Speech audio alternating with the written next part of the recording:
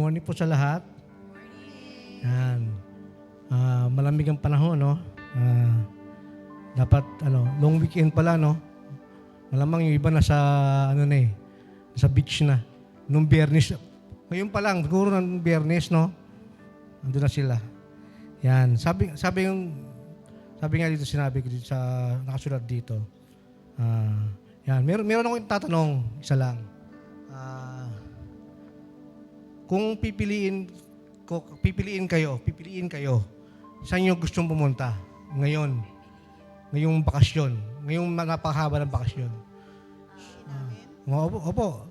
Kayo po, Timay, saan po kayo pipiliin nyo? Baguio. 5 days, no? Tipay. Sagada. So, mas malapit to. Lumalayo. Huwag ka Singapore, ha? Sa puso.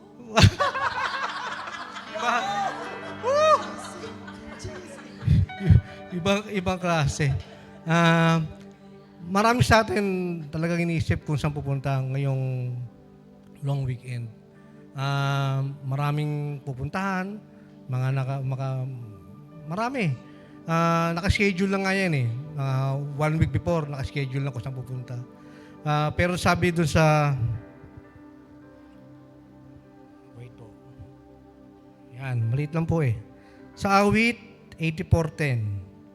Kahit isang araw lamang, mas gusto ko sa templo mo, kaysa 1,000 araw na lalo na ang tahanan ko. Gusto ko pang maging bantay sa pinto ng iyong templo. Yun. Talagang masarap talaga sa presensya ng Panginoon. Kahit saan man tayo kahit saan tayo pumunta, malayo sa Baguio, mag-swimming tayo, pero andun pa rin problema eh. Andun pa rin yung mga pag-iisip natin, yung mga suliranin sa buhay, pamilya natin, kaibigan, lahat.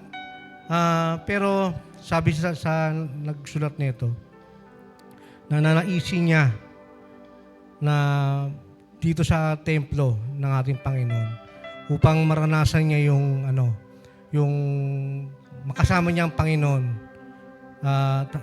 Habang nagmumuni-muni siya, habang nag-iisip siya, yung presensya ng ating Panginoon, yun kanyang dinadama. Kahit nga harap lang ng pintuan, mararamdaman muna kung paano kumilos ang Panginoon. Sa simbahan, sa pintuan ng simbahan pa lang, mararamdaman mo ng Panginoon. Kahit magulo, kahit maraming problema, maraming ano-ano man yan, pero ang Panginoon nandun lagi. Siya yung laging gumagabay. Kaya, mas masarap sa presensya natin ng Panginoon. Hallelujah. Tayo pa manalangin. Praise God. Hallelujah. Hallelujah. Panginoon, salamat po muli sa katunayan, Lord, ng iyong salita. Tunay nga po, Diyos, marami kaming pwedeng puntahan, marami kaming pwedeng piliin. Pero kung wala yung presensya mo, Lord, di bali na, Panginoon. Mas nanaisin namin, Lord, na manatili sa presensya mo, na kung saan, Lord, nandun yung kapayapaan, nandun yung kagalakan, nandun yung tunay na joy, Panginoon. At salamat sa umagang ito, Panginoon. Patuloy ka naming mapapapurihan, patuloy ka naming madadakila sa kabutihan mo sa buhay namin, O God. Hayaan mo, Panginoon, na maranasan namin yung peace nagmumula sa iyo, O God, as we worship you, Lord God. Tulungan mo ang bawat isa sa amin, O God, na talagang maalayan ka namin ng awit ng pagsamba sa Espiritu at sa katotohanan. Dahil yun yung nais mo, Lord God. Makita mo ang puso namin. Naglolong kami sa presence mo, O Lord. At hayaan mo, Panginoon, maranasan namin yung Holy Spirit mo ang lumukob sa aming kalagitnaan. Walang iba kaming madakila, wala kaming ibang mapapurihan, kundi ang tanging pangalan mo, Panginoong Jesus. For you deserve all of this, O God. Hallelujah, hallelujah. Glory to you alone, Jesus. Amen. We worship you. We enthrone you in our midst, Oh, oh God. hallelujah. Truly, you deserve our praises. You deserve our skills, our talents, our strength, oh God. Our everything, oh Lord. You deserve it, oh God. For you alone to be Amen. worthy in our midst, oh God. Amen. Hallelujah, hallelujah. Yes, Lord. Hallelujah. Oh, hallelujah. Oh, hallelujah, Lord. Purihin ka, Panginoon. Amen.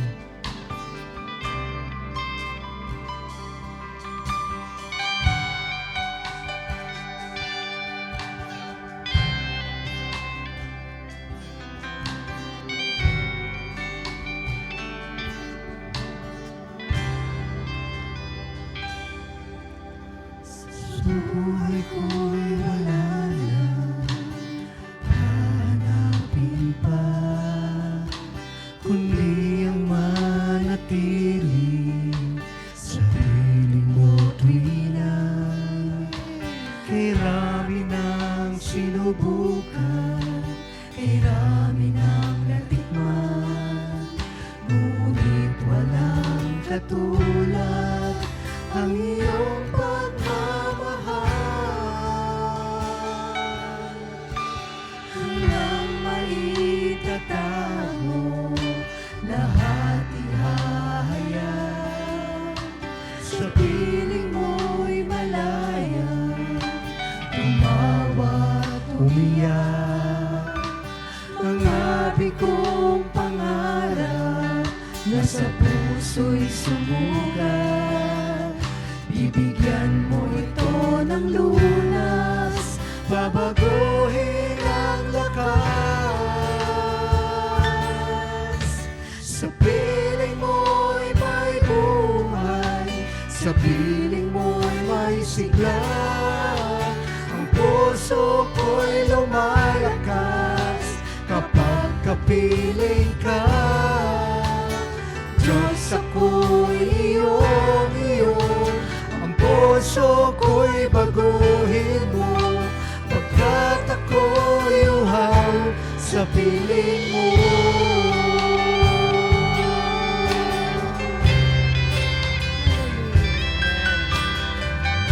Oh, hallelujah.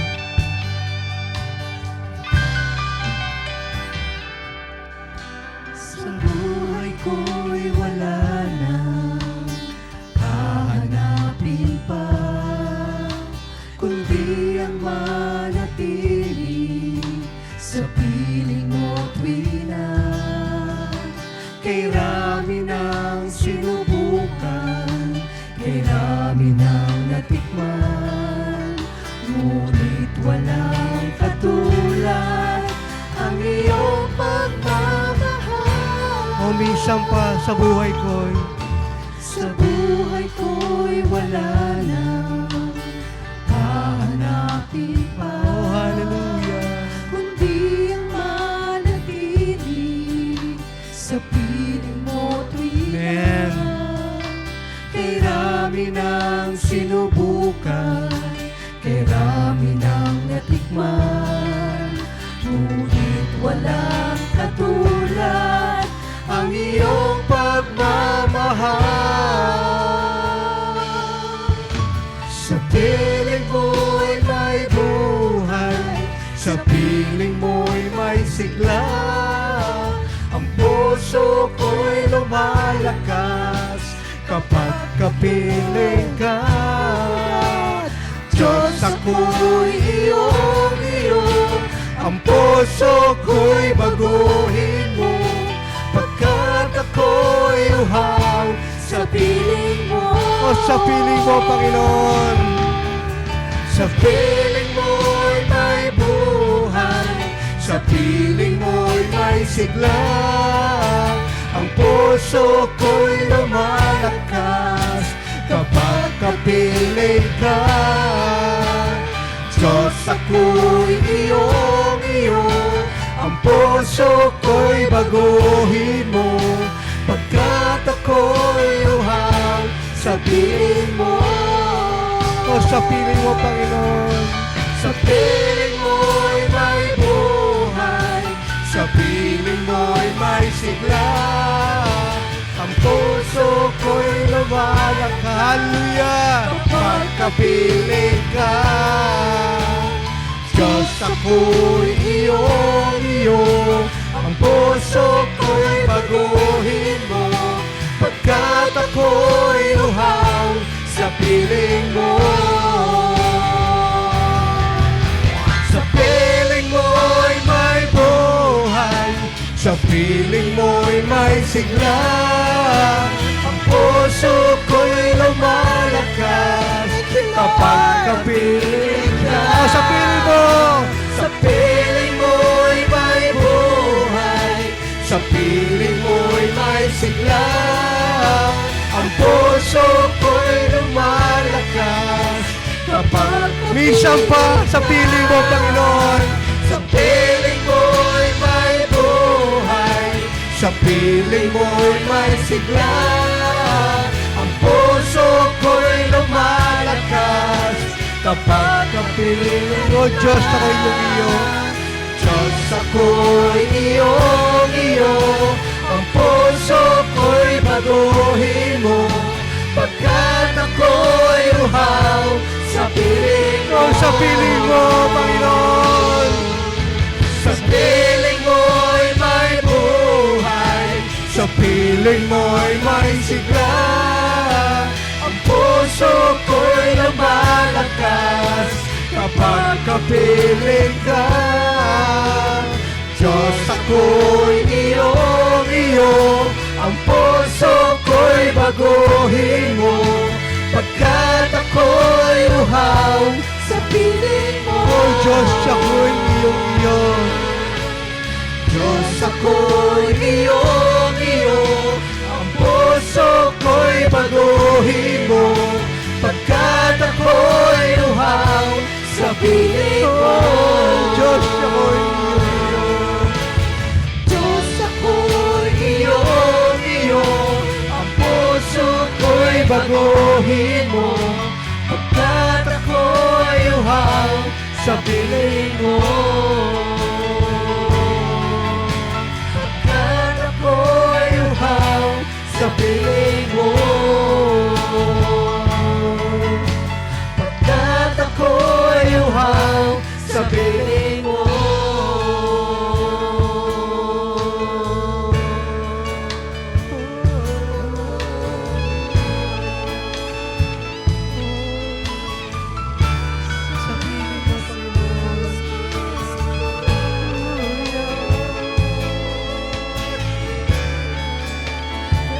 Panginoon. Dakila ka sa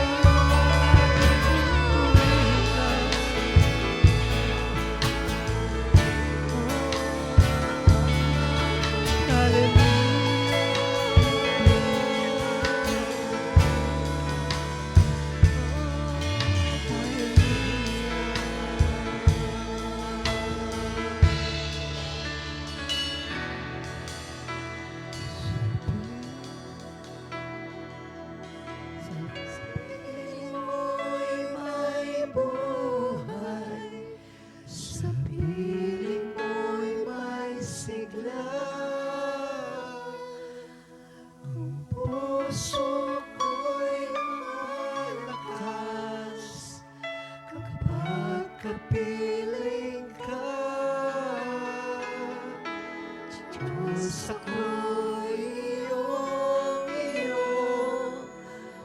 Puso ko'y baguhin mo, pagkat ako'y uhaw sa piling mo.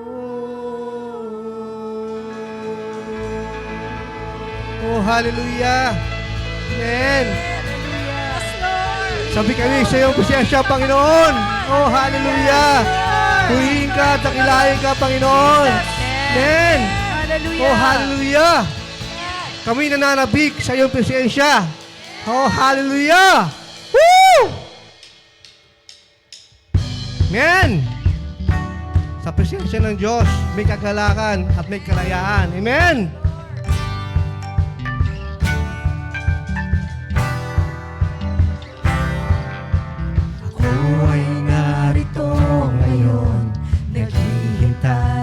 Hallelujah.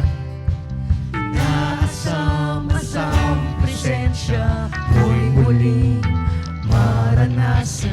Ako ay narito ngayon, nananabik na makita luwalhati ng iyong mukha. O ako'y naririto. Ako ay narito ngayon, naghihintay. Amen!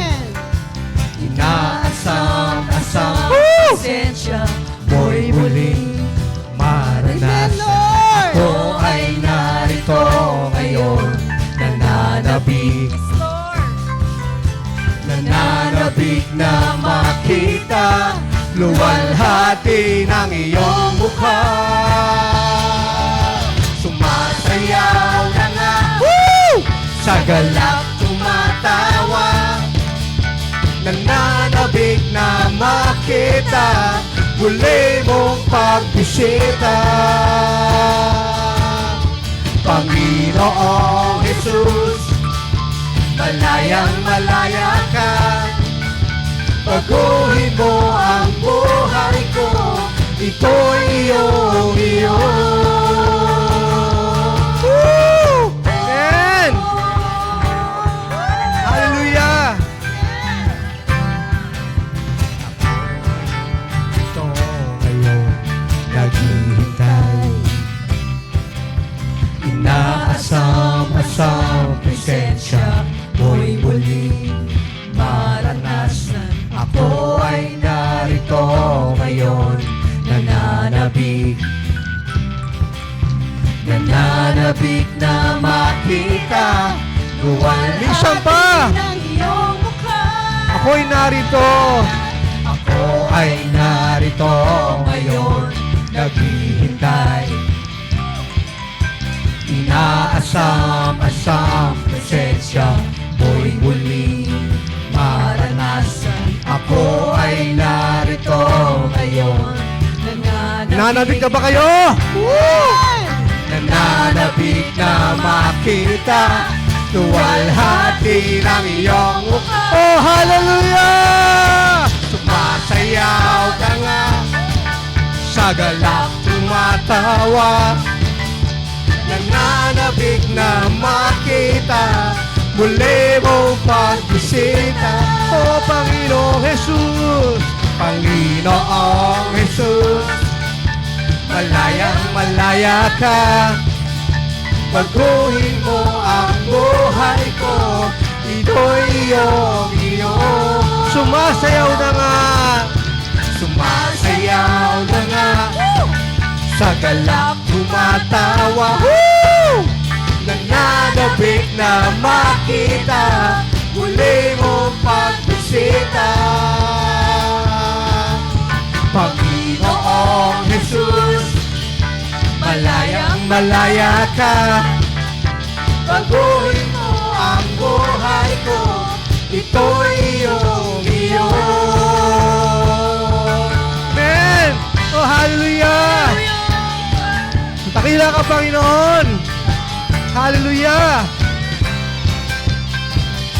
Amen! Oh, sumasayaw na nga! Woo! Sumasayaw na nga, sa galak tumatawa, nananabik na makita muli mong pagbisita. Oh, Panginoong Jesus! Panginoong Jesus, malayang malaya ka, baguhin mo ang buhay ko, Minsan pa! Pinananabik sa presensya, Panginoon!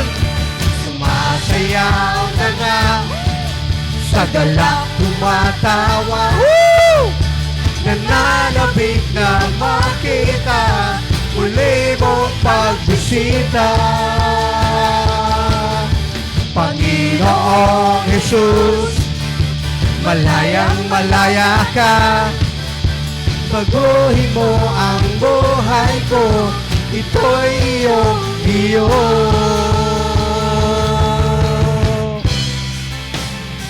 Woo! Hallelujah!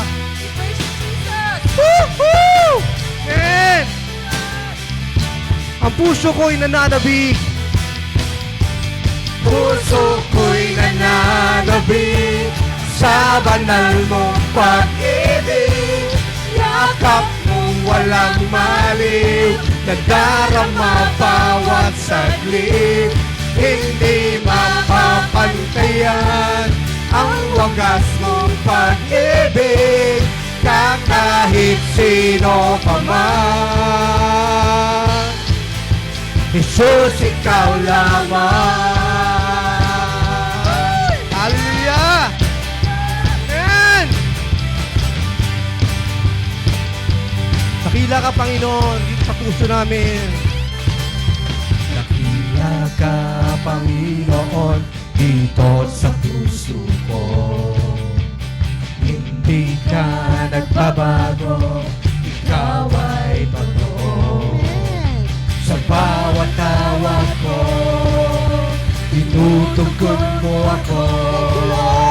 Ako'y walang takot, ikaw ang kasama ko. Puso ko'y nananabik sa banal mong pag-ibig. Yakap mong walang maliw, nadarama bawat saglit.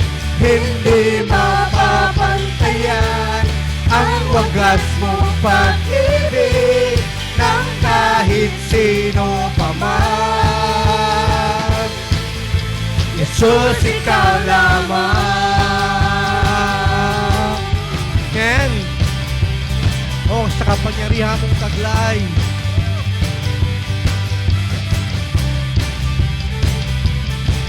Sa kapangyarihan mong taglay, buhay ay lumaya.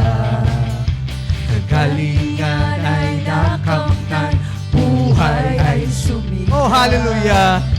Karapat-dapat lang napapurihan. Amen! Alpasalamatan sa sambiting tuwina. Puso ko'y nananabik sa banal mong pag-ibig. Yakap mong walang maliw, nadarama bawat saglit. Hindi mapapantayan ang wagas mong pag-ibig ng kahit sino pa man.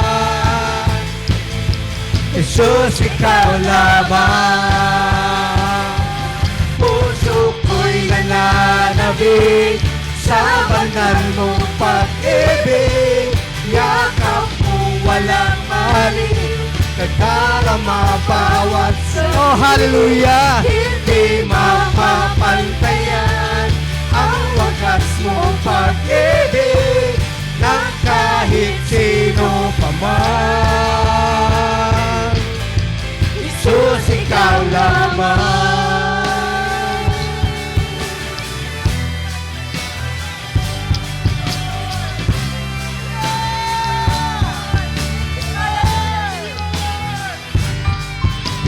Pinatunayan mo kapangyarihan mo. Pinatunayan mo ang pag-ibig mo. Pinatunayan mo sa buong mundo. Ikaw lamang ang Diyos, buhay at totoo. Pinatunayan mo kapangyarihan mo. Pinatunayan mo ang pag-ibig mo. Pinatunayan mo sa buong mundo. Ikaw lamang ang Diyos, buhay at totoo. Puso ko'y nananabik sa banal mong Oh, hallelujah! yakap mong walang maliw, nadarama bawat saglit. Hindi mapapantayan ang wagas mong pag-ibig ng kahit sino Jesus, ikaw lamang. Puso ko'y nananabik sa banal mong pag-ibig. Yakap mong walang maliw, nagdarama bawat saglit. Hindi mapapantayan ang wagas mong pag-ibig ng kahit sino pa man. Jesus, Isang pa! Sorry pagkakataon! Ang puso ko'y nananabik! puso ko'y nananabik sa banal mong pag-ibig. Yakap mong walang maliw, nagdarama bawat saglit. Hindi mapapantayan ang wagas mong pag-ibig ng kahit sino. Oh, hallelujah! Jesus, ikaw lamang. Hindi mapapantayan ang pag-ibig ng Panginoon. Hindi mapapantayan ang wagas mong pag-ibig ng kahit sino pa man. Jesus, ikaw lamang. Jesus, ikaw lamang. Oh, Jesus, ikaw lamang. Jesus, ikaw lamang. Jesus, ikaw lamang.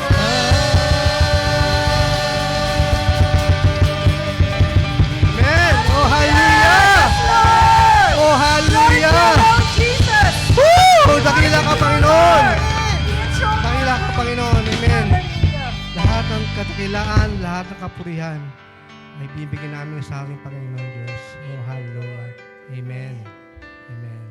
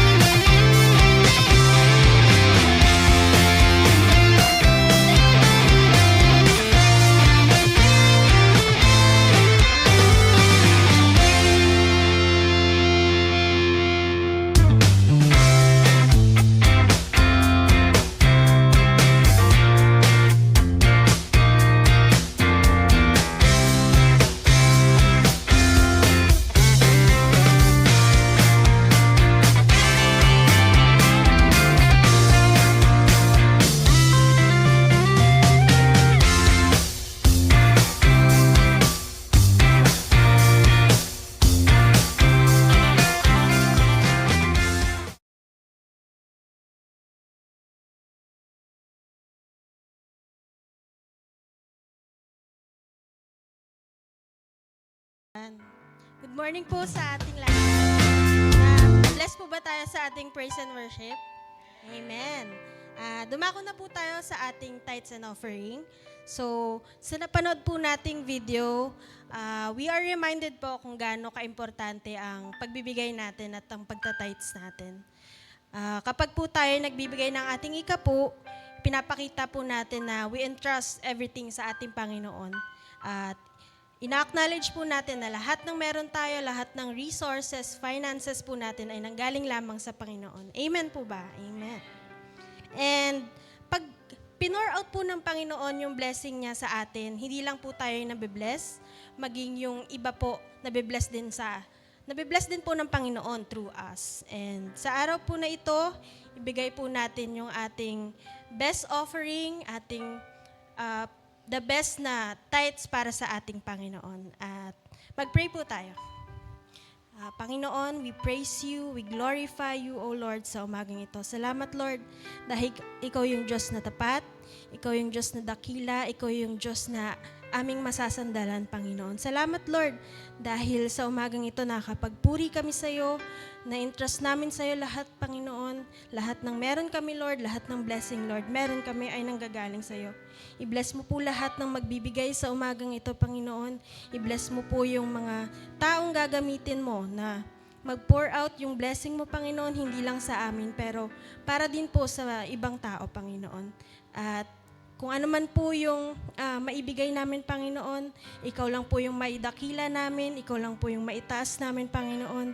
Sa iyo po namin binabalik ang pinakamataas na blessing, ang pinakamataas na kapurihan, Panginoon, sa umagang ito. Amen. At ayan po, maaari na po tayong magbigay ng ating tithes and offering. And ayan po, sa mga kasama po natin online, maaari po tayong magbigay through bank transfer. Meron po tayong BDO, BPI, China Bank at GCash. Huwag po kayong malilito. Pwede nyo pong lagyan lahat ng nandyan kung gusto nyo po. Ayan. Ayan.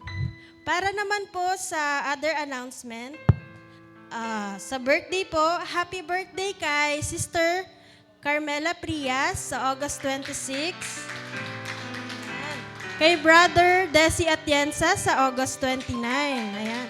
Pagpalain po kayo ng Panginoon sa inyong kaarawan. Ayan. Meron pa po tayong other announcement. Meron po tayong drop box, meron tayong Thanksgiving box, at meron po tayong monthly prayer gathering po pala muna.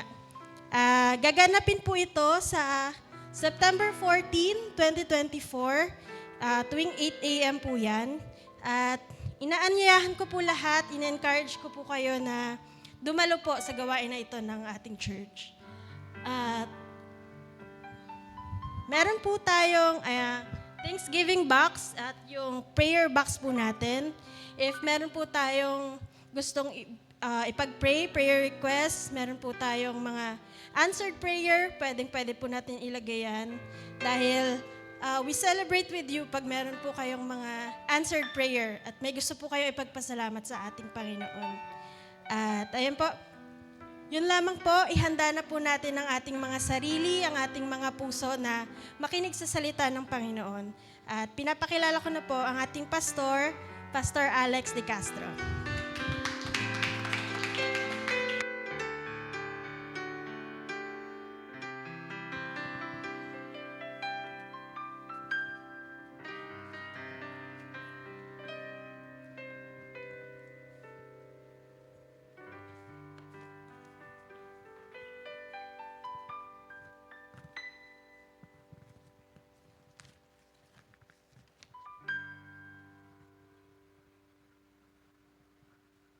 Isa pong mapagpalang araw sa bawat isa. Si God. God bless you, Brother Alan at ang worship team sa ating heart lifting na pagpupuri sa Diyos, pagsamba, at as well sa ating banda. And of course, sa lahat po sa atin at yung kasama po natin sa online, muli po isa pong blessed day sa ating lahat.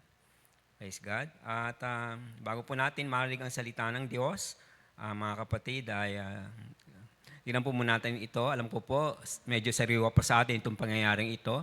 Karoon po ng Olympics sa Paris, no? Isa po ito sa memorable na Olympics para sa ating bansa kasi po nakakuha po tayo ng 2 gold, no? Sabi nga po diyan, ito ay historic, no? At ang 2 gold natin ay nakuha din ng iisang manlalaro. Yan po, si Carlos Yulo, at biglang yayamanin siya ngayon. Biglang milyonaryo, di po ba? Napanood ko nga pala yung clip nung kanyang pagkapanalo. Nung unang gold niya umiyak talaga siya. Ewan ko kung napanood nyo ba? Iyak talaga siya Hindi niya mapigilan pa. Hindi niya mapigilan yung emotion. Kasi gold yan, mga kapatid. The best among the world ang nag-compete. Siya po yung nanalo doon. Kaya yung palakpakan po, yung buong stadium, ang laki-laki ng stadium sa doon pinag-anuan. Ako na pumapalakpak din kahit nasa bahay ako, tuwa din ako eh. Kasi sinundan ko ho eh, yung ano niya eh. Tapos, kinabukasan pala may event din siya. Tapos, yung nga, nakuha pa rin niya yung gold, no? So, 2 gold sa 2 araw lamang. Okay? At ito po ay isa sa pinakamagandang pagsali natin sa Olympics. Yung pong nagawa pong feat ni Carlos Yulo, tawag po dyan ay kakaiba. No? Kakaiba siya. Sa Ingles po, ang tawag dyan, it's an extraordinary na performance. No? Isang na talagang kumbaga papalakpakan mo, tatayuan mo talaga sa tindi ng kanyang performance. No? At sa iba-ibang larangan po makikita natin at ma-encounter natin yang mga extraordinary na mga bagay-bagay, no? Mga extraordinary na mga tao na achieve nila. Pero dahil nga po tayo ay nasa ating relasyon sa Lord, meron din pong isa na nagpakita ng extraordinary na kaniyang pagkilos po, alang-alang po sa kapurihan at sa kaluwalhatian ng Diyos. At yung po yung pag-uusapan natin, ang title po natin sa ating mensahe ay An Extraordinary Offering, She Did What She Could. Ayan. An extraordinary offering, she did what she could. Bago po natin basahin yung text, tayo po ay manalangin. Salamat po sa iyo, aming Diyos, na minsan pa po ay aming kinikilala ang iyong kabutihan, ang iyong biyaya sa aming mga buhay, ang iyong katapatan sapagkat lumipas pong 1 linggo, narito po kami ay kahit po marahil ay may mga pinagdaanan kami mga pagsubok o problema, pero salamat po laging sapat ang iyong biyaya sa lahat ng aming pangailangan sa anumang areas ng buhay namin. Kaya naman po sa araw na ito ng pagsamba at pagpupuri sa iyo ay natutuwa po kami at nagagalak, dear Lord, dahil nagkaroon po kami ngayon ng pagkakataon, hindi lamang po para sumamba at magpuri, para magbigay, magkaloob, kundi nagkaroon din kami ngayon at magkakaroon kami ng pagkakataon na mula sa iyong salita, O Diyos, ay mangusap ang iyong salita sa aming mga kaluluwa, sa aming mga puso. At nawa kung paano po na ang iyong salita ay laging buhay sa lahat ng dako, sa lahat ng oras, sa lahat ng panahon, nawa ito ay kumilos ng makapangyarihan sa aming mga buhay sa sandaling ito. Sa iyo po ang papuri at pagluwalhati, aming Ama, sa aming pakikinig na iyong salita. Sa pangalan ni Jesus, at tayo pong lahat ay magsabi ng Amen. Of course, inan po natin ang passage natin sa Mark chapter 14, verses 1 through 9.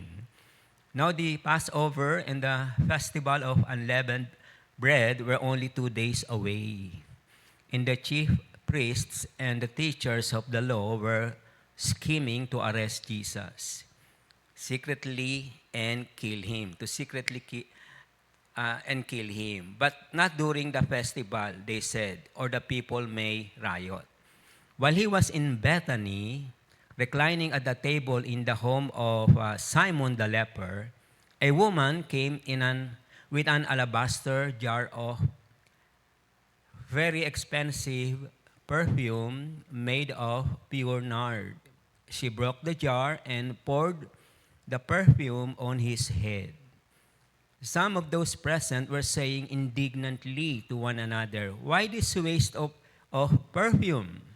It could have been sold for more than a year's wages and the money given to the poor." And they rebuked her harshly. "Leave her alone," said Jesus. "Why are you bothering her? She has done a beautiful thing to me. The poor you will always have with you, and you can help them anytime you want. But you will not always have me." So dito po natin kukunin yung ating pong mensahe. Maraming times na po ito, minensahe sa ibang church, kahit po ako. Pero gusto ko mong sabihin sa inyo, ito po yung bagong mensahe. Na may mensahe ko na po ito maraming beses. Pero marami pong kayamanan ng salita ng Diyos. And I hope that this morning, mga kapatid, makakuha tayo ng mga spiritual nuggets po. At the same time, spiritual karoon tayo ng spiritual reflection dito po sa isang extraordinary na ginawa ng isang woman para sa Panginoon. Amen ho? Diretso po tayo mga kapatid. Ano ba yung extraordinary? Pag sinabi pong extraordinary, very unusual or remarkable. Yan.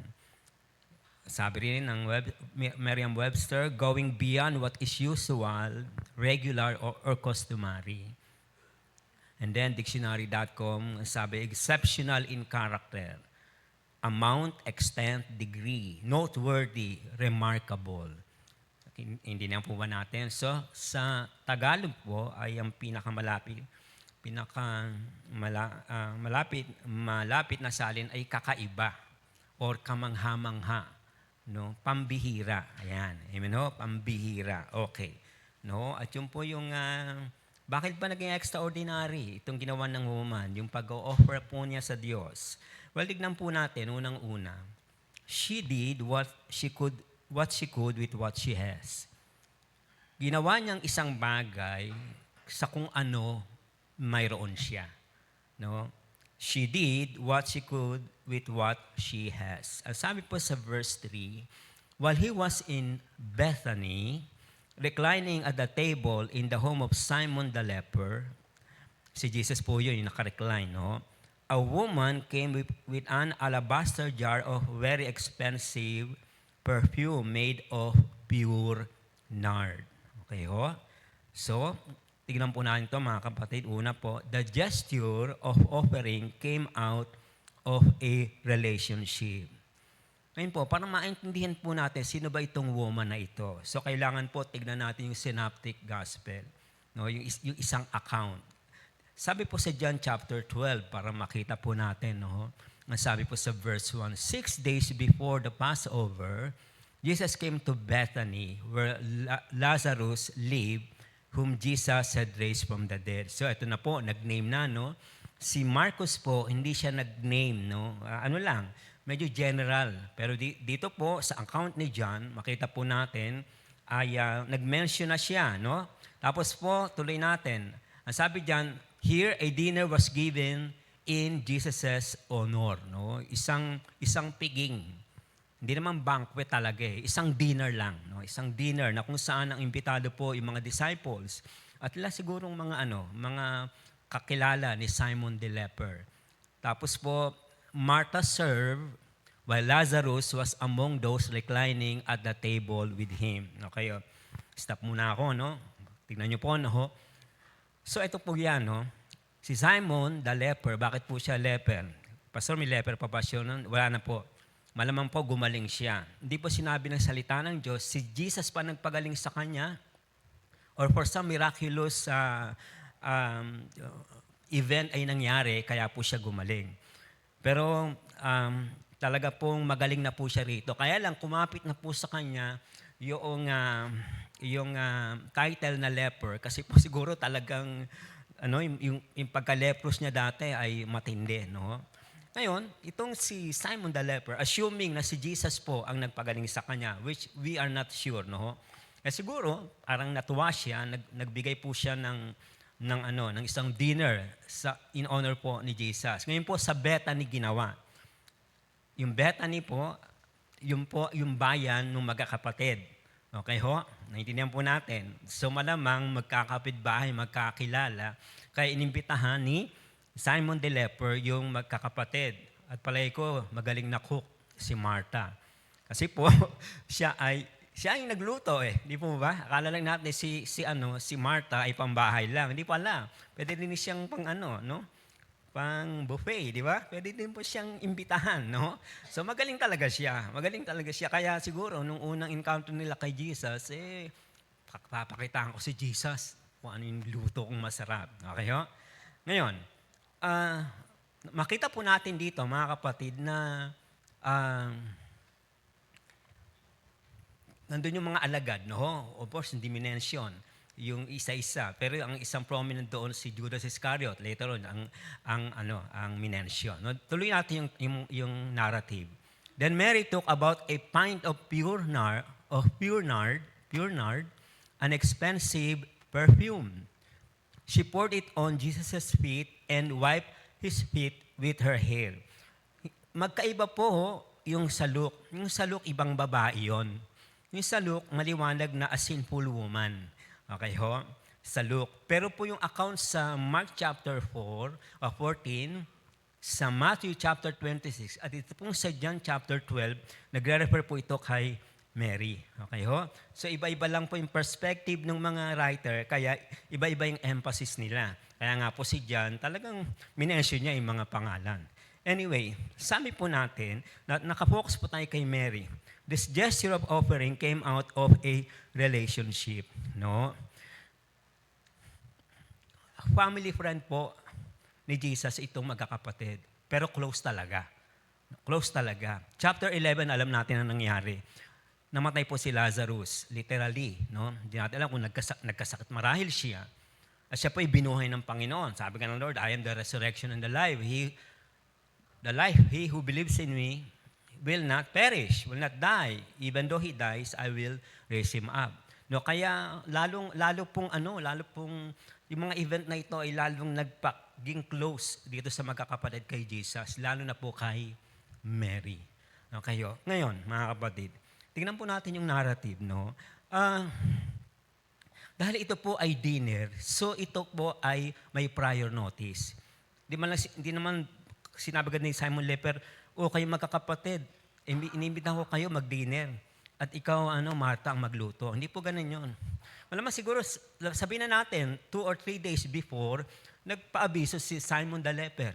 Magbibigay ako ng Alam ko, si Jesus pala, every now and then, bumibisita sa inyo. Mukhang darating siya, gusto kong magbigay ng dinner para sa kanya. Gusto kong makasama kayo. So, meron na po itong prior notice. So, alam na po nung magkakapatid, lalo ni Mary, na darating si Jesus. Okay, alam niya na. Okay, may prior notice na. Kaya naghanda siya. At dahil si Martha ay may gagawin doon sa dinner. At of course, lalaki kasi yung kapatid nila, si Lazarus. Siyempre makikipag-mingle ito sa mga kalalakihan doon.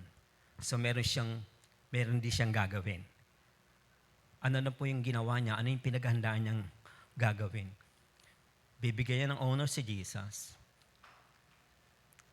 Magdadala siya ng pabango at papahiran niya ang ulo at ang paa ni Jesus. In other words, ito po ay act ng courtesy, ng hospitality.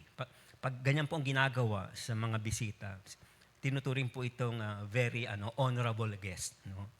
So, ipinakita po ni Mary kung paano yung kanyang reverence, paano po yung kanyang respect, paano po yung kanyang pag-honor dito sa kanilang kaibigan, at the same time, master nila. Nakinig po ba tayong lahat? Okay? So, bakit ko sinabi, this gesture of offering came out of a relationship? Hindi naman kasi gagawin ni Mary yun kung hindi si Jesus ay kanyang Panginoon. Bakit po kayo gumagawa o bakit tayo gumagawa ng something extra or extraordinary sa ating mahal sa buhay? Kasi may relasyon, di po ba? Bakit gagawin ng isang magulang ang lahat-lahat para mapag-aral ang anak? Because out of a relationship, sila mapaigi yung mga anak. Bakit mahal mo ang iyong kaibigan? Bakit pag nangangailangan siya, tutulungan mo siya? Kasi out of a relationship, tama po ba? Kasi may relasyon So, yung gesture, yung ganitong gesture ng pag-o-offer, ng pagmamagandang loob, ng pagbibigay ng honor, it came out of a relationship. Naintindihan po ba natin? At sa human relationships, ito ay totoo, lalo na sa Diyos. Naintindihan po ni Mary na meron silang relasyon dito kay Jesus. Ito yung bumuhay sa kanyang kapatid. Ito yung nagsasalita ng salita ng buhay na walang hanggan. Ito yung Diyos na nagpapagaling, gumagawa ng himala. Ito yung Diyos na napaka-gentle, napaka-buti, very approachable, and yet makapangyarihan. Naintindihan po ba nating lahat? At biglang-bigla, is honor yun na every now and then, pumupunta si Jesus sa kanilang bahay. Bumibisita si Jesus. And marahil hindi alam ni Mary, ito na yung huling pagkikita nila. At ito na ang huling pag-visit ni Jesus kasama ang mga disciples sa Bethany. Kaya siguro laking pasalamat niya kay Simon the leper na buti na lang inimbitahan kami sa dinner.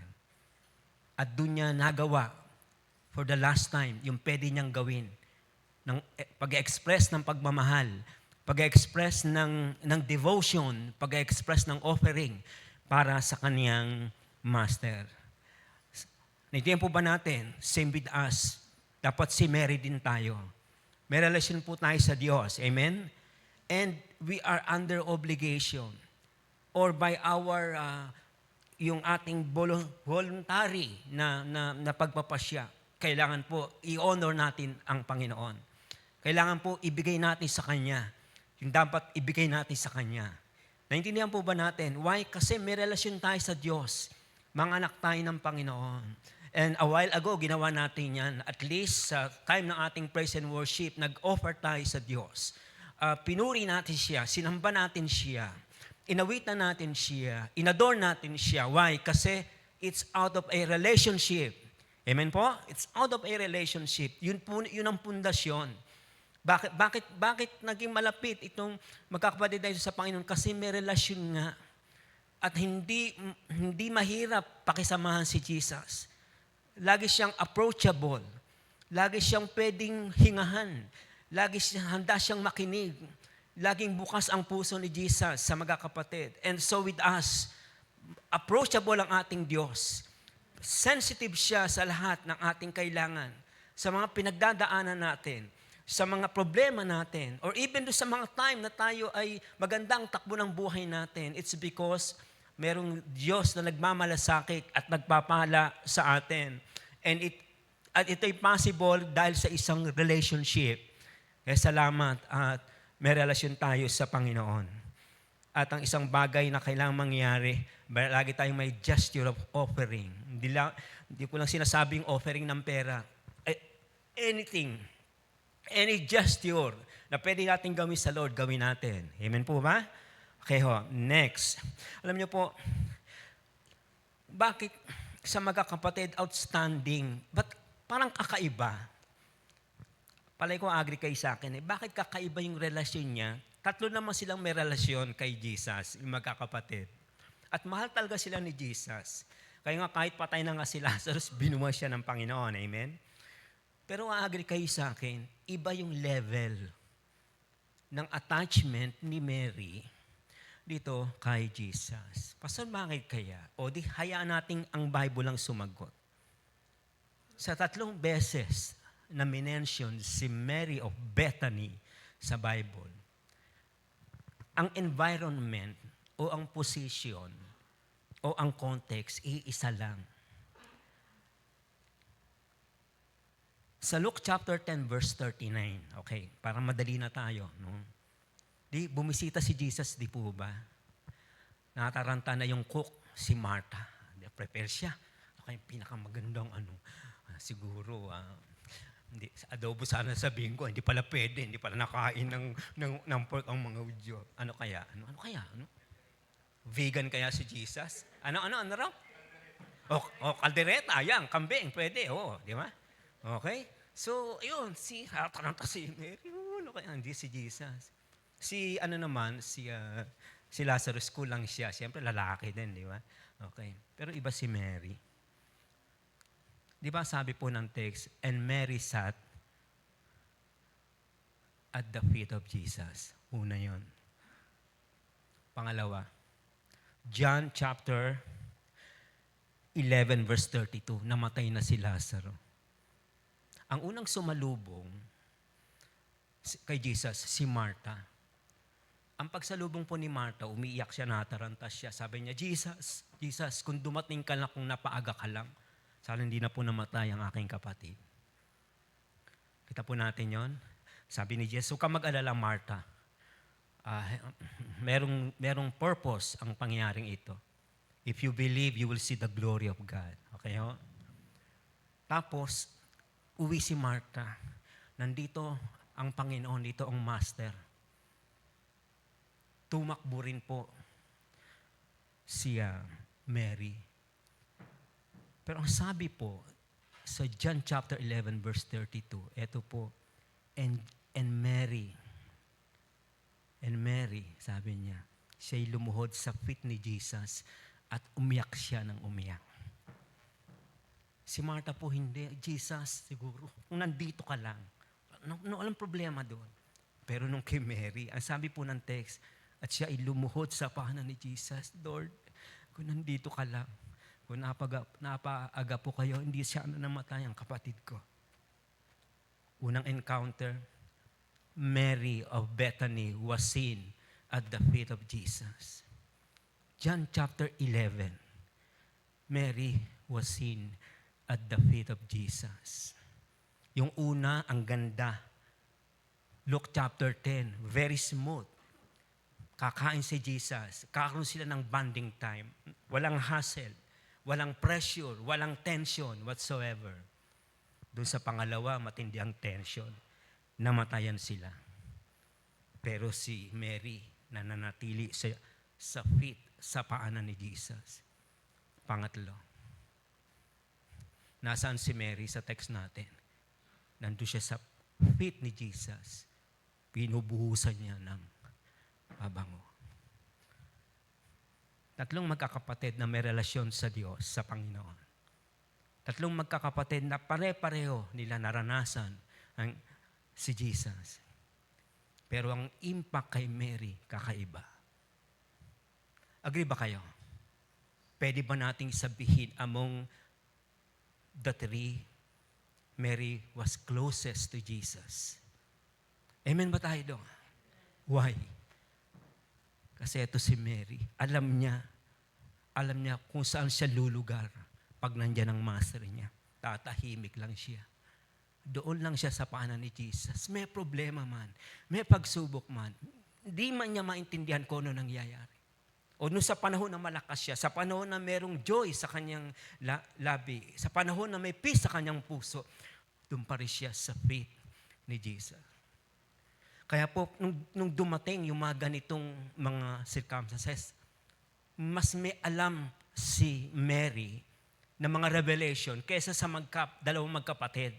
Why? Kasi palagi siyang nasa paanan ni Jesus. Nakinig po ba tayong lahat?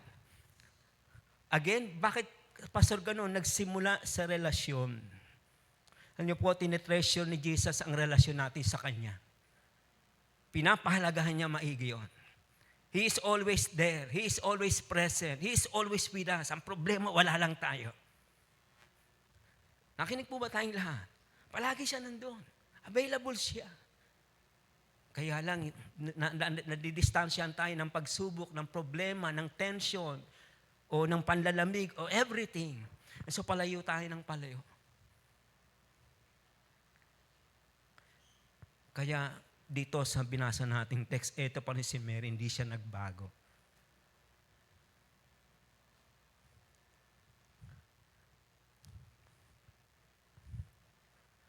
Alam niyo, pag lumalapit tayo sa Panginoon, nagre-reveal siya sa atin. Nagre-reveal siya sa atin. He can reveal to the situations ng buhay natin. Paano natin hihendelin ang isang bagay na nahihirapan tayo overcome? At the feet of Jesus, sasagot ang Panginoon. Nakinig po ba tayong lahat? Next. God expects us to do something for Him with what we have. God expects us to do something for Him with what we have. Intentional yung expect. Nag-expect. At totoo yun. Nag-expect talaga ang Diyos sa atin. Kung ano meron tayo. Kung ano meron tayo. Again, para madali tayo, sa Exodus chapter 3 or chapter 4 na ata ito, sabi ni Moses. Moses answered, "What if they do not believe me or listen to me and say, 'The Lord did not appear to you'?" Then the Lord said to him, "What is that in your hand?" "A staff," he replied. Kayo, di ba alam natin ang istorya nito? Di po ba? Papalayain ng Lord ang Israel sa Egypt. Natataranta si Moses, wala siyang confidence.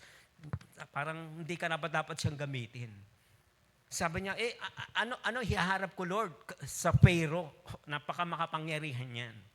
Ano meron ako? Nasa kanya sa lahat. May army siya, may kayamanan siya, may prestige siya, may influensya siya. Ako wala eh. Ano sabi ng Lord? Ano ba meron ka? Ano yung nasa kamay mo? Tungkod po. O sige, alam natin ang istorya, di po ba? Yung tungkod na yon ay ginamit ng Lord para pakita sa Pharaoh na something is coming. And he better shape up. Otherwise, pahurusahan siya ng Panginoon kung hindi niya palalayan ng Egypt. Ito po si David. Tingnan po natin si David. Then he took his staff in his hand. Bakit may staff si David? Bakit po? Kasi siya ay shepherd. Ganun din si Moses. Shepherd siya. Okay? Then he took his staff in his hand, chose 5 smooth stones from the stream, put them in the pouch of shepherd's bag, and with his sling in his hand, approached the Philistine. Ito po ang context ito ay labanan nila ni Goliath. Paano ginamit si David? Kung ano meron siya.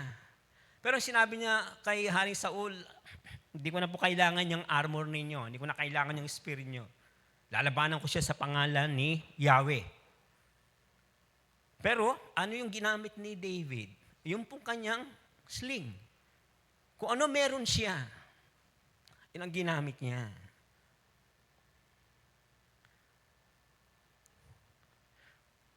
Di ho mapaghanap ang Diyos sa atin. At kung ano meron tayo, gusto ng Diyos gamitin natin para sa Kanya. Amen po. And what we have? What do we have? Ano ba meron si Mary? Ano meron si Martha? Galing magluto. Lord, basta nandito ka, di ka magugutom. Only, lagi only ka, Lord. Basta sa kaya kong gagawin ko. Kay Mary naman, basta Lord, basta nandito ka, Lord, lagi akong may willing, may listening ears, pero lagi akong open heart para makinig sa kung ano sasabihin mo. Hindi ka mau-OP dito, Lord, sa bahay namin. So what do I have? What do you have? What do you have? What do we have? Ano meron tayo? Ano yung common na meron sa atin? May buhay tayo, may lakas tayo, may kakayanan tayo, amen? May mga talents tayo. May mga resources tayo. Yun ang mga common sa atin. And what we have, gusto ng Diyos gamitin natin para sa Kanya. Hindi niyan po ba natin? Hindi basta tayo hahanapan ng Diyos, hindi siya mapaghanap. Lagi siyang reasonable na Diyos. Kaya lang medyo hindi niya maintindihan kung ano meron tayo, hindi pa rin natin i-offer sa Kanya. Amen po mga kapatid?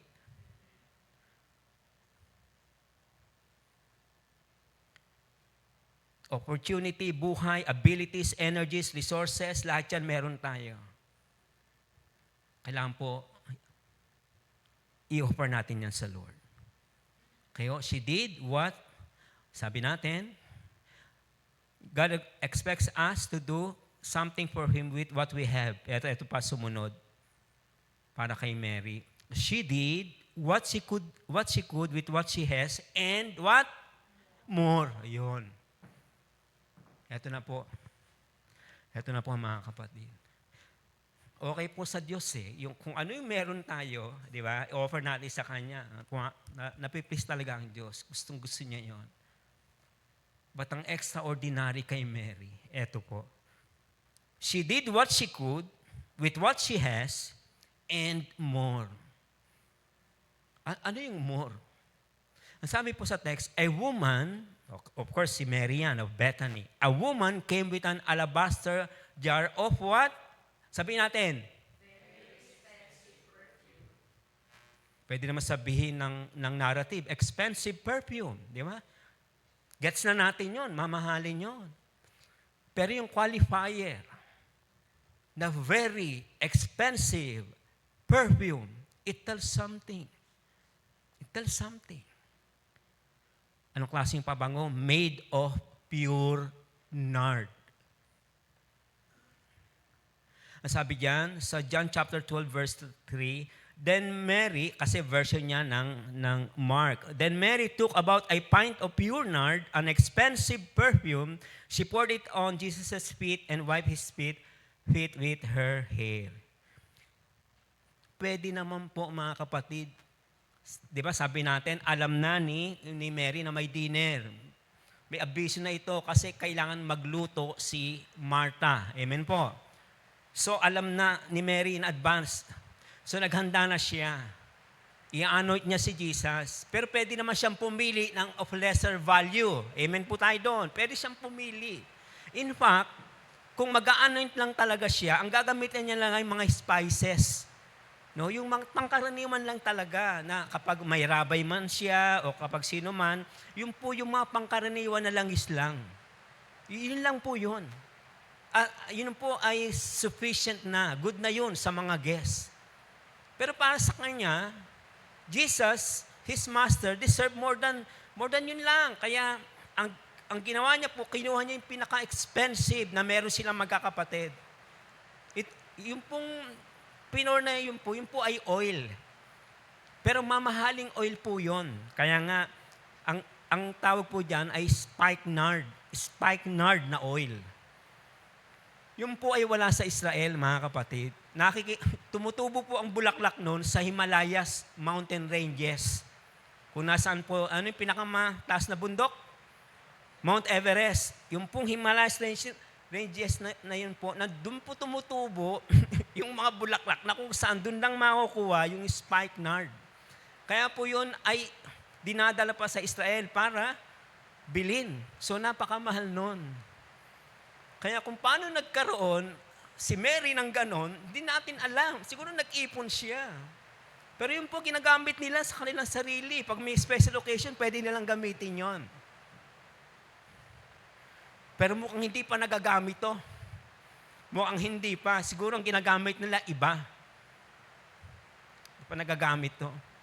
So buong buo, dala niya yung very expensive perfume. At walang kano-ano, binali niya yung tapos binuhos niya sa ulo ni Jesus, binuhos niya sa paa.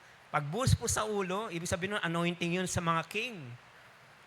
Pero nung binuhos niya rin sa paa, preparation po yun sa burial, which hindi niya alam. Di ba? Kaya nga lang sinabi na niya nalaman na si Jesus ay mamamatay 1 week na lang.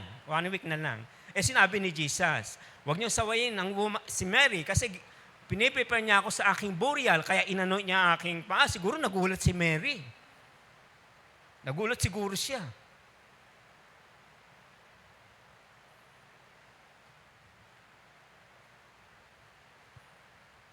Tignan niyo po. Natutuwa ang Lord kapag what we have, we give to Him. Pero kung what we have and more, bibigay natin sa Lord. Ibang usapan na yon. Ibang level na yon, mga kapatid. Ibang level na yon.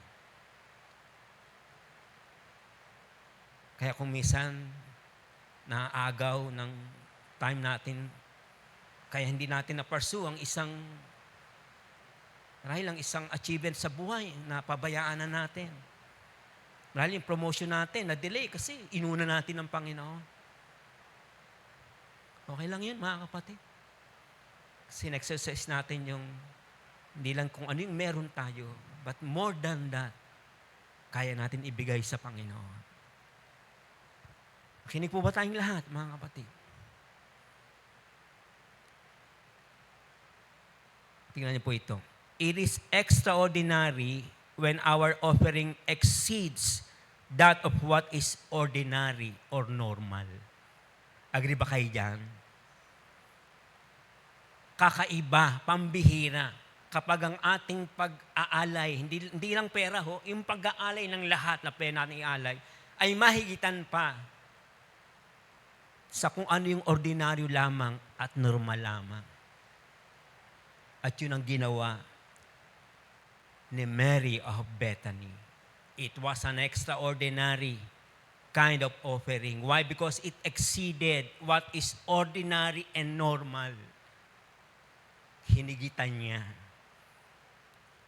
Malalas nating gawin niya sa trabaho, di ba? Ihigitan ko nga para ma-promote ako. Gagawin ko nga ang lahat para makuha ko yon, di ba? Dapat ganun din po tayo sa Panginoon.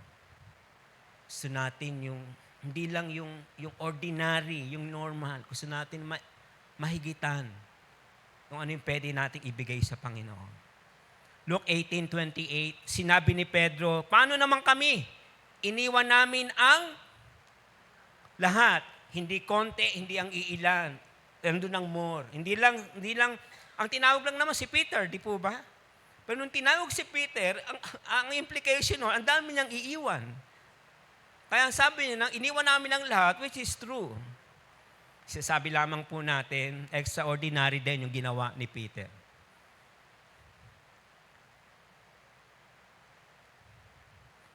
Second Corinthians chapter 8, verses 1-3. Ngayon mga kapatid, nais kong malaman ninyo ang ginagawa ng mga iglesia sa Macedonia dahil sa biyaya ng Diyos sa kanila. Kahit na dumaranas sila ng maraming pagsubok, masayang-masaya pa rin sila. Kaya naging lubos silang mapagbigay sa kabila ng kanilang matinding kahirapan. Makakapagpatotoo ako sa inyo na kusang loob silang nagbigay at higit pa nga sa kanilang makaya. Yun yun, more.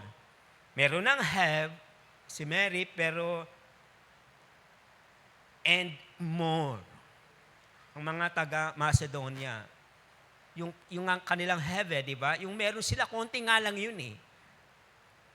Gusto na nga silang exempt ni Paul, huwag na kayo magbigay. Naintindihan ko kayo, hirap na kayo, huwag na. Hindi, Paul, magbibigay kami. Magbibigay kami. Tapos ang binigay nila, sabi ni Paul, higit pa, lubos. Sa kabila ng matinding kahirapan. 2 Samuel chapter 24:24. But the king replied to Arauna, si David ito, no, I insist on paying for it. I will not sacrifice to the Lord, my God, my burnt offerings that cost me nothing. Ganda, di ba? I will not. Binibigay na ni Arauna. Aring David, ang dami niya ng pinagdaanan kasi siya po dinisiplin ng Lord kasi binilang niya yung army niya, nagyabang siya sa army niya, nawala tiwala niya sa Diyos. Nagalit ang Diyos sa kanya. Diyan ka pala nagtitiwala o pumili ka ng 3 penalty. Pinili niya nga yung nagkaroon ng plague, ang daming namatay. So hindi nakayanan ni David. Gusto niyang makapagbalik loob sa Lord. Sabi ni Arauna, Hari, ikaw po yung hari namin. Libre na po yan. Hindi na kayo mahirapan. Mag-offer na kayo kay Yahweh. Sabi ni David, no. I insist on paying for it. I will not sacrifice to the Lord, my God, my burnt offerings that cost me nothing. So David bought the threshing floor and oxen and paid 50 shekels for them. Sarap ng libre, no? Sarap ng, siyempre, sinti ito anyo ng libre. Di ba? Sarap ng libre, di ba? Libre kain, di ba? Libre tulog, libre lahat. Masarap naman yung libre. At alam nyo, mga kapatid, there are times sa ating pag-relate sa Lord, sa gawain ng Lord, paglilingkod, pagsunod, anything. Minsan po yung libre, masama eh. No? Ang gusto po ng Lord, there is a cost to pay. Meron tayong babayaran. Pwede naman sabihin ni David, hari mo ko, bigay mo sa akin yan. Pwede niya namang, di ba? Pwede niya naman eh. Hindi niya po ginawa.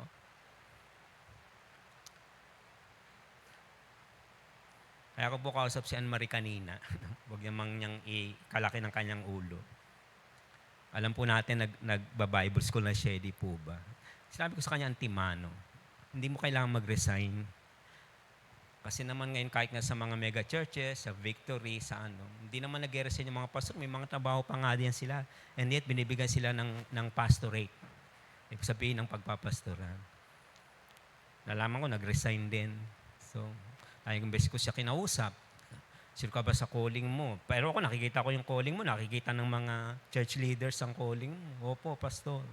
O, nag-resign siya.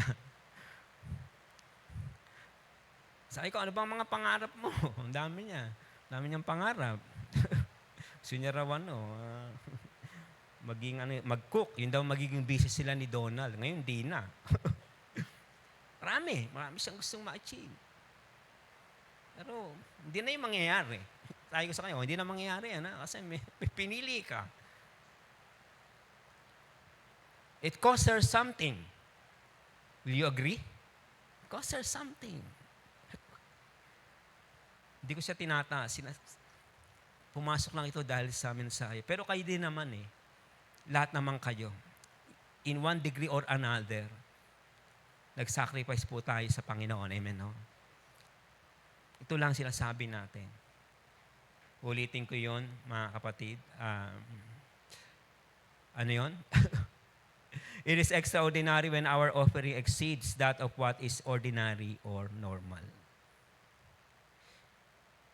Next, she did what she could under extraordinary situation.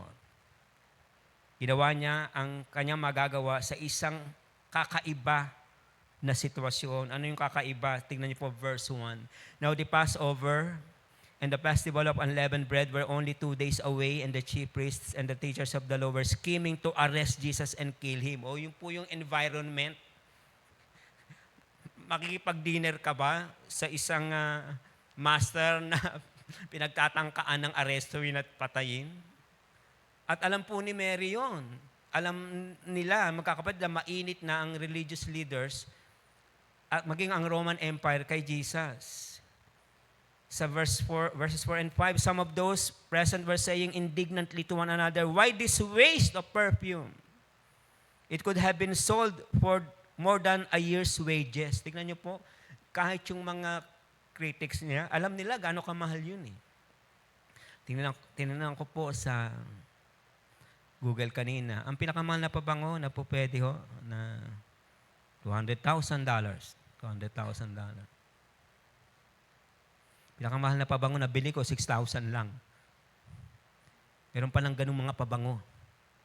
Meron pa nga 1,000,000 Alam niyo po, ba't ganun? Ba't ganun naman ang kamahal, Pastor? Kasi mahal na nga talaga yung pabango. Paano ginawa?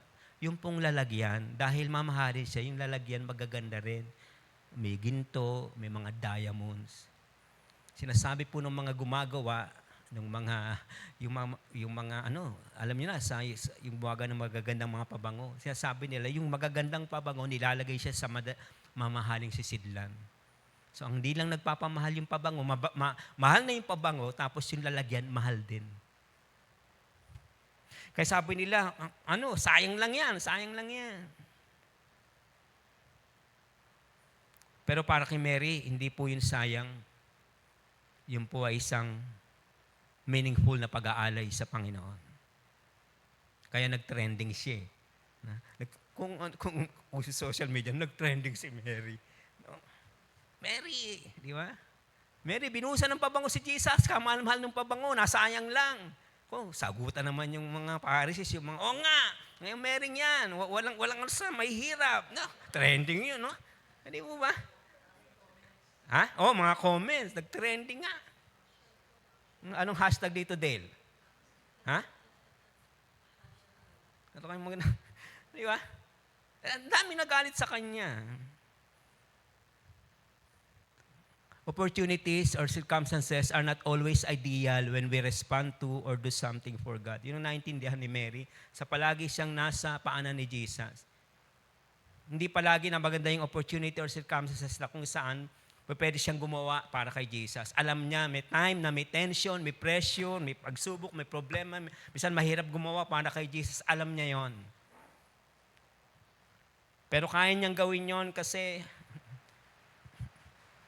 nahawakan na ng Panginoon ng kanyang puso. Bulitin ko, hindi palaging ideal yung pagsunod natin sa Lord. Hindi palaging maganda yung context ng pag-o-offer sa Lord. May time mahirap talaga. Sabi sa John chapter 6:60, 66, 69, on hearing it, many of his disciples said, "This is a hard teaching, who can accept it?" From this time, many of his disciples turned back and no longer followed him. You do not want to leave too, do you? Jesus asked the 12. Simon Peter answered him, "Lord, to whom shall we go? You have the words of eternal life. We have come to believe and know that you are the Holy One of God. Buti na lang umulan. At kahit nahahabaan na kayo, hindi wala rin kayo magagawa. Sayo kay Jinel, maiksi lang ako. O nga po, Pastor. Motivation nyo lang, 10 minutes na. No?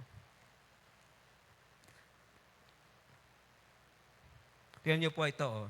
Hindi maganda yung situation, hindi ideal. Kasi si Jesus ay kinikriticize na, iniwan na siya ng ibang mga disciples. Tanong ni Jesus kay Peter at sa 12, kayo, iiwan nyo ba rin ako? Sabi ni Peter, Lord, hindi ka namin iiwan because you have the words of eternal life. Ganun si Mary, mga kapatid. Hindi lang pag okay ang buhay, pag okay ang situation, kaya mag-offer sa Lord, madaling sumunod sa Panginoon, kaya Lord. Si Mary, saan man mag-swing yung pendulum sa kanyang buhay, kaya niya pong sumunod sa kalooban ng Diyos. Closing thoughts po tayo. Unang-una, we must do what we can do for God with the abilities and opportunities we have. As I have said, mga kapatid, hindi tayo hahanapan ng Diyos nang wala sa atin o nang wala tayong kakayanan. But, kung kulang ang kakayanan natin, pero nagawa pa din natin kasi nag-supply ang Lord ng resources para magawa natin. Amen? Pag hindi mo natin kaya, ba't nagawa ko pa yun? Bakit? Nakapagparaya pa ako? Bakit nakapagpatawad pa ako? Bakit naging patient pa rin ako? Bakit ko nagawa yun na parang imposible? Kasi yung di na natin kaya, tinutulungan tayo ng Lord na magawa yun. Next, at times, God will test us for an extraordinary response of obedience or service from Him. Ito po yung talagang dinidiinan ng mensahe ito. Ito po yung talagang dinidiinan sa buhay ni Mary. Yung pagiging extraordinary ng kanyang attitude. Sabi natin, at times, God will test us for an extraordinary response of obedience or service from us.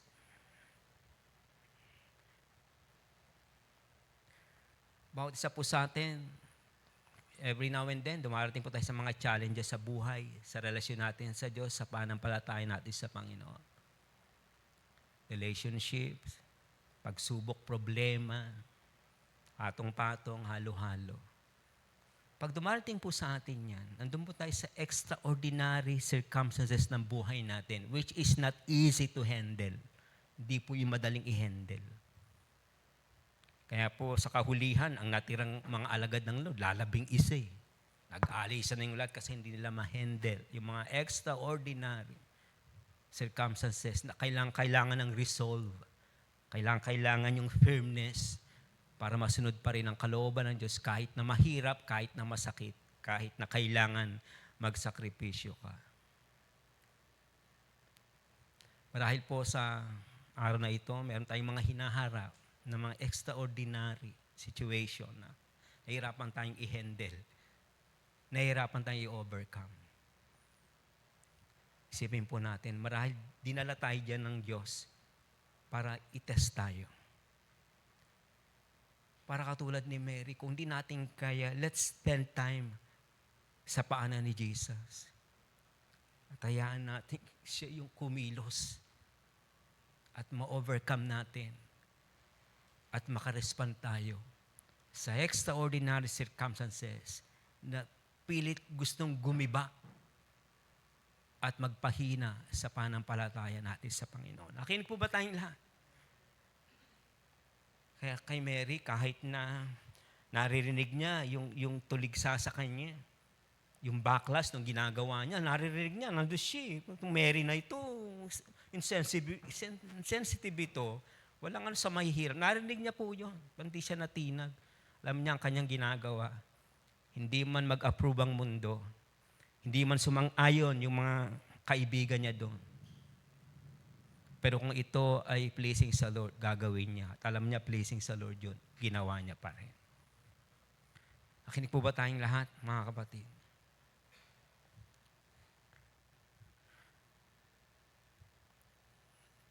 Lastly, we must do what we can do for God because it is not a waste, but worthy before God.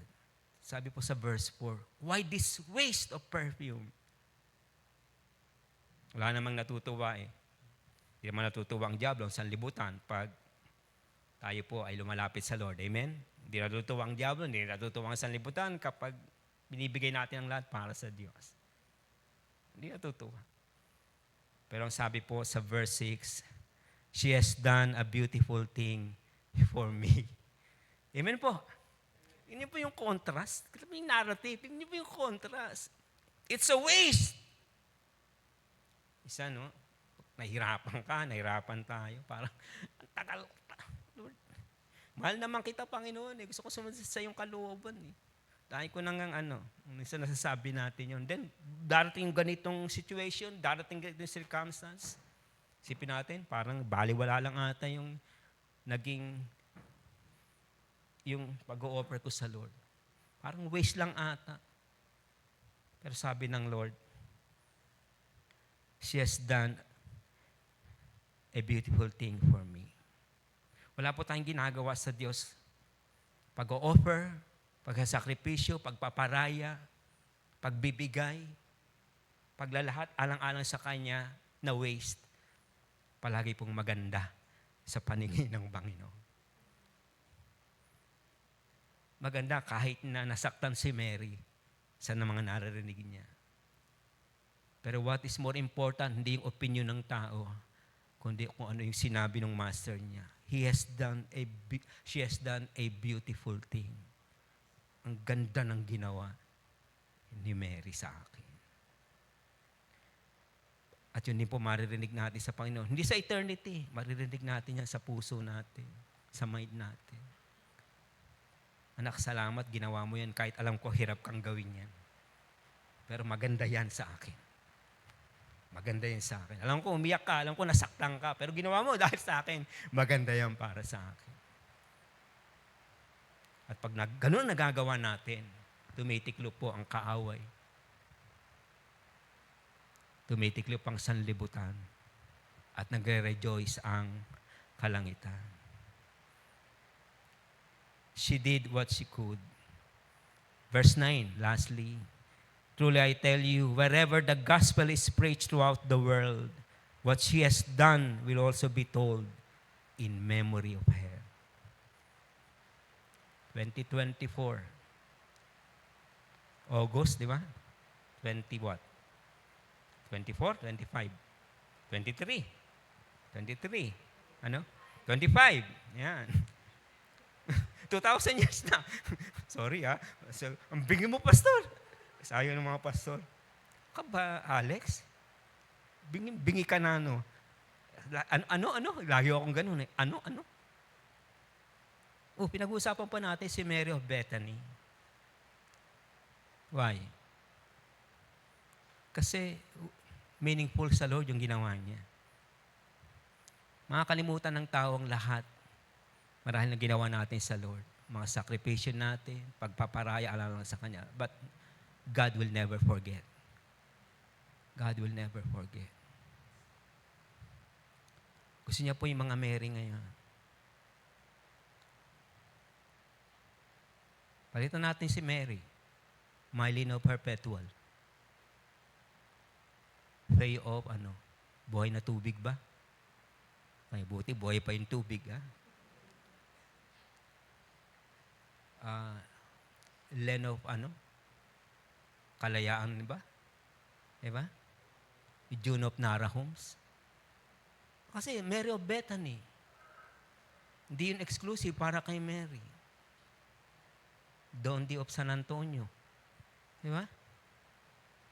Jeremiah of binakayan na lang.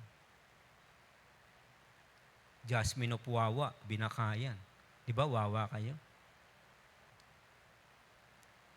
O Marivic of Boracay.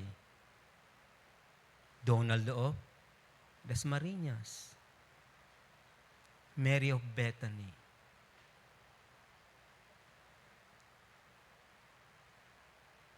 Sa biblical record, pag pinag-usapan ng Bethany, hindi po si Lazarus Hindi yun ang pinag-uusapan. Hindi yung pagbuhay kay Lazaro, hindi po yun. Pinag-uusapan doon, Mary of Bethany. It was an extraordinary offering. Nangyari yon because she spent a lot of time at Jesus' feet. Amen? Nawa po, ano man yung extraordinary na nahihirapan tayong gawin, gawin po natin alang-alang sa Panginoon. Tutulungan niya po tayo. Hindi pa naman tayo makakawi. Awitin uli natin yung, kaysa mag-practice pa tayo ng bago, awitin uli natin yung una natin inawit. Ano yun? Sa piling mo. Okay? Awitin natin. Kasi, sige po, as we sing this song, mga kapatid, i-internalize po nating maigi. Kasi, pasok naman ito doon sa mensahe. Si Mary, diba? Nasa piling palagi po siya ng Lord, kaya nagawa niya yung mga extraordinary na mahirap gawin sa kanyang sarili lamang. Lord, salamat po sa iyong salita, sa mensahe niyo po na nagpaalala sa amin na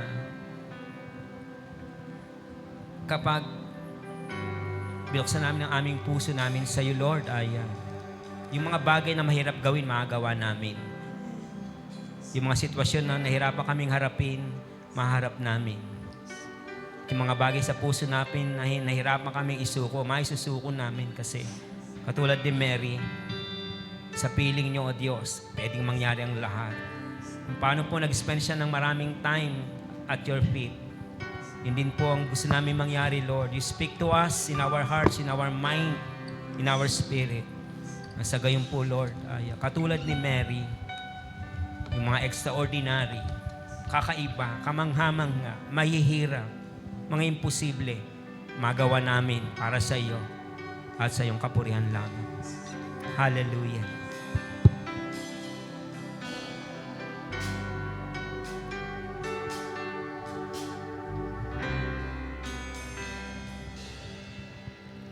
Sa buhay ko'y wala na hahanapin pa, kundi ang manatili sa piling mo tuwina.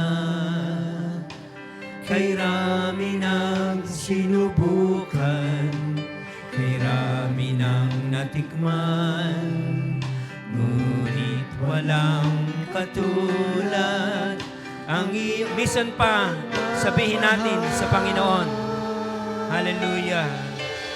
Sa buhay ko'y wala na hahanapin pa, kundi ang manatili sa piling mo tuwina. Kay rami ng sinubukan, kay rami ng natikman, ngunit walang katulad ang iyong pagmamahal. Sa piling mo'y may buhay, sa piling mo'y may sigla. Ang puso ko'y lumalakas kapag kapiling ka. Diyos, ako'y iyong ang puso ko'y baguhin mo, pagkat ako'y uhaw sa piling mo. Yes, Lord. Invade our hearts, O God. Touch us, we pray. Hallelujah. Hawakan mo ang puso namin, Lord. Hawakan mo ang puso namin, O Diyos. Walang maitatago, lahat ihahaya. Sa piling mo'y malayang tumawa at umiyak.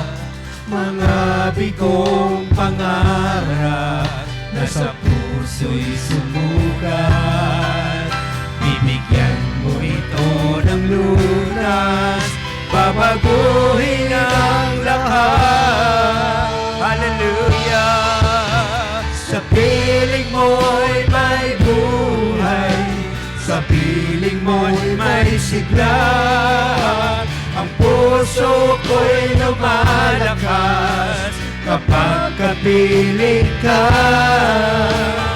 Diyos, ako'y iyong iyo, ang puso ko'y baguhin mo, pagkat ako'y uhaw sa piling mo.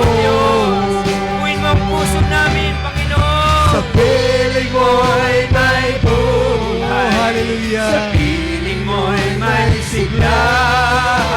Ang puso ko'y lumalakas kapag ikaw ang kalakasan namin. O ikaw ang pag-asa namin, Panginoon. Hallelujah. Amen. Ang puso ko'y baguhin mo, pagkat ako'y uhaw sa piling mo. Pakinggan mo kami, Panginoon. Sa piling mo'y may buhay, sa piling mo'y may sigla. Ang puso ko'y lumalakas kapag kapiling ka. Diyos, ako'y iyong iyo, ang puso ko'y baguhin mo, pagkat ako'y uhaw sa piling mo. Sa piling mo'y may buhay, sa piling mo'y may sigla. Ang puso ko'y lumalakas kapag kapiling ka. Diyos, ako'y iyong iyo, ang puso ko'y baguhin mo, pagkat ako'y uhaw sa piling mo. Hallelujah.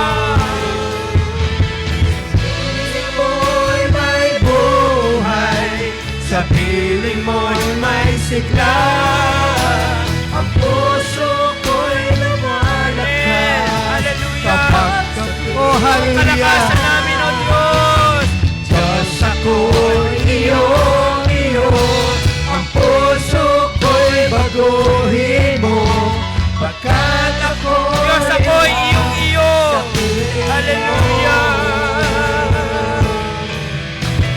Diyos, ako'y iyong iyo, ang puso ko'y baguhin mo, pagkat ako'y uhaw sa piling mo. Ikaw lamang, Panginoon.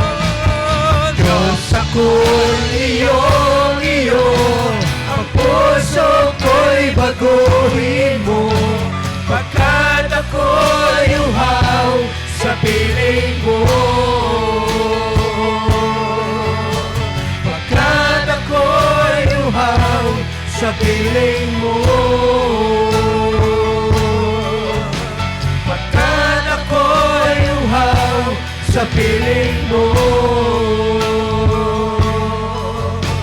Pagkat ako'y uhaw sa piling mo.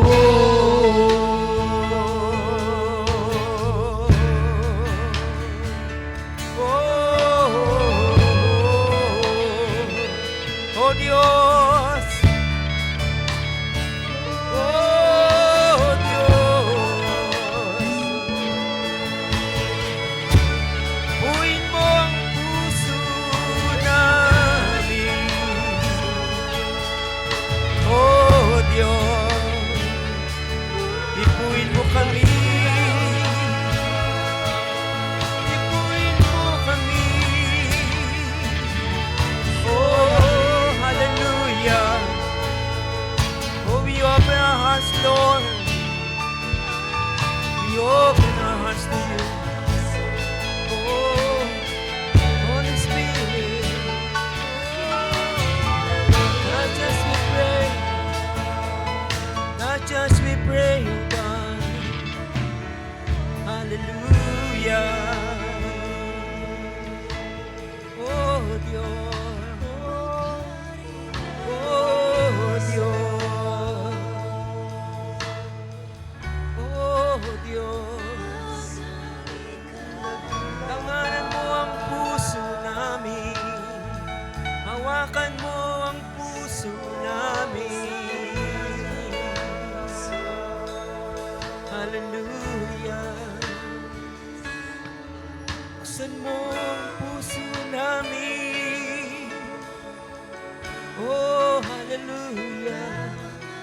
Buksan mo ang puso namin para sa'yo. Oh, oh Diyos. Hallelujah.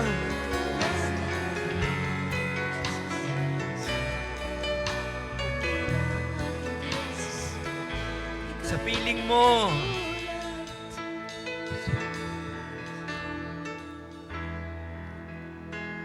sa piling mo'y may buhay, sa piling mo'y may sigla.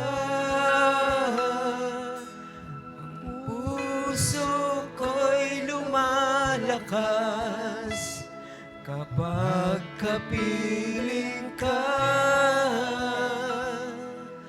Diyos, ako'y iyong-iyo. Ang puso ko'y baguhin mo, pagkat ako'y uhaw sa piling. Sa huling pagkakataon, o sa piling mo lamang.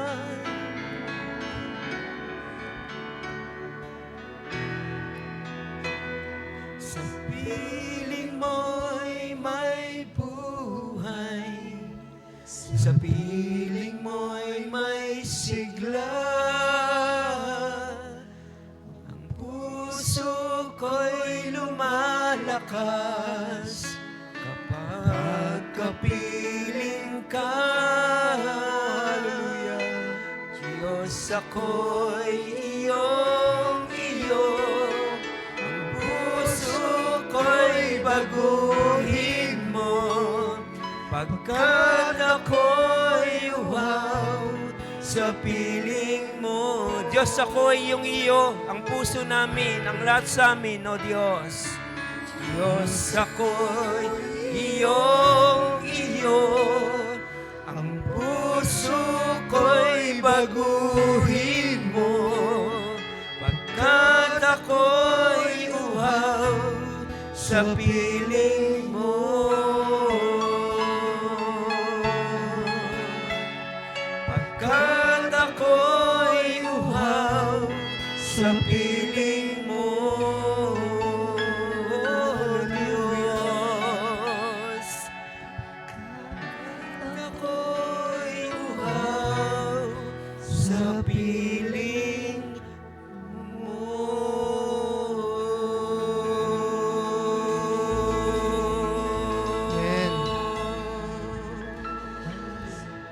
Amen, Lord.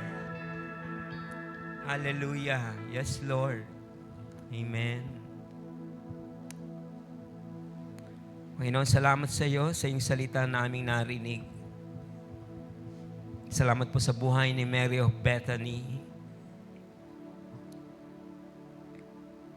Nawa po, nagbigay ito sa amin ng maraming hamon sa buhay namin. At niwala po kami na dahil buhay ang iyong salita, magdadala ito ng breakthrough sa aming mga puso. Thank you, Lord. Salamat po. Binibigyan niyo po kami ng opportunity, pagkakataon para makapag-offer sa iyo. Nawa katulad po ni Mary, huwag namin palampasin ang maraming bagay, ang maraming pagkakataon. Katulad po ni Mary, ano man ang mangyari, Lord, extraordinarily, Lord, may offer pa rin namin ang aming buhay sa iyo. Amen. Thank you. Iatas ko po sa iyo mga kapatid ko sa oras na ito. Salamat, Lord. Salamat po dahil ano man ang extraordinary na kanilang hinaharap na mahirap i-handle before your feet, before your throne, Lord. Pwede po kayong kumilos sa buhay nila, sa buhay naming lahat. So Lord, we just thank you dahil alam po namin kapag lumapit kami sa iyo at anumang bagay na ilapit namin sa iyo, anumang sitwasyon na pwede namin ilapit sa iyo, higit mo itong kayang tugunan dahil wala pong imposible sa iyo, Diyos. Once again, we just offer you everything. We just unload to you, Lord, lahat ng mga mahirap sa aming puso, sa aming isipan, ina-unload namin sa iyo. At iniling lamang po namin ang iyong kalakasan, ang iyong biyaya, ang patuloy na mag-sustain sa amin. Thank you, Lord, for this message. Thank you for your word. We bless you. At sa oras na ito, Ama, dalangin po namin si Sister Carmela at si Brother Desi na magdaraos ng kanilang birthday this week, dear Lord. Bless you po ang kanilang mga buhay. Nawa, O Diyos, ay patuloy yung pagpapala mo ay sumakanila. Nawa, mangusap po kayong patuloy sa kanilang mga buhay. Yung calling mo ng paglilingkod, pagsunod ay mag-manifest sa kanila. And in doing that, Lord, ano man po yung mga request nila sa kanilang puso, bigyan mo po ito ng katuparan, O Diyos. Nawa, ma-enjoy po nila ang pagka-celebrate ng kanilang mga birthdays. And thank you, Lord. Sa mga nakasama namin online, Lord, salamat din. Nawa, i-bless you rin po sila.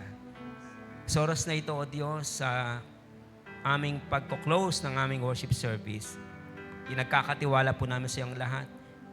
Alam po namin na sa isang linggong papasok naming harapin, laging nandyan po kayo para gumabay at mag-provide sa lahat po ng aming kakailanganin. Kasama na po ang iyong mayamang protection at pag-iingat sa bawat isa. Tanggapin po ng iyong mga anak ang iyong mayamang pagpapala sa oras na ito. Mga kapatid, bilang lingkod ng Diyos, pinapaabot ko po sa bawat isa sa inyo ang masaganang pagpapala at bendisyon ng ating Diyos. Sa ating Diyos Ama, na siyang lumikha ng langit at lupa, na ang kanyang kapangyarihan at pagmamahal ay kailanman na hindi magmamaliw sa atin. Ang ating Panginoong Jesucristo, na sukdulan ng kanyang biyaya, ang kanyang pagliligtas, at ang kanyang kabutihan para sa ating lahat. Sumay atin pong pagpapalang ito, maging ang Espiritu Santo na palagi nangungusap, nagko-comfort, nagpapalakas, gumagabay sa ating buhay. Ang mga pagpapalang ito ay tanggapin po namin sa pangalan ng Ama, ng Anak at ng Espiritu Santo, at sumayo po, Diyos, ang papuri at pagluwalhati ngayon at magpakailanman sa pangalan ni Jesus, at tayong lahat ay magsabi ng Amen. Amen. Go, palakpakan po natin ang Panginoon. Amen. Praise God.